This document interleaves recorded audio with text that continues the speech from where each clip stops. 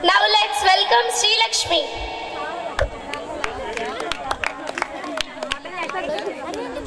ఇప్పుడు మన ముందు పర్ఫామ్ చేయబోయే ఈ అమ్మాయిలో మనం అల్లరి చూసాము, తనలోని ధైర్యాన్ని చూసాము, తనలోని అమాయకత్వాన్ని కూడా చూసాము.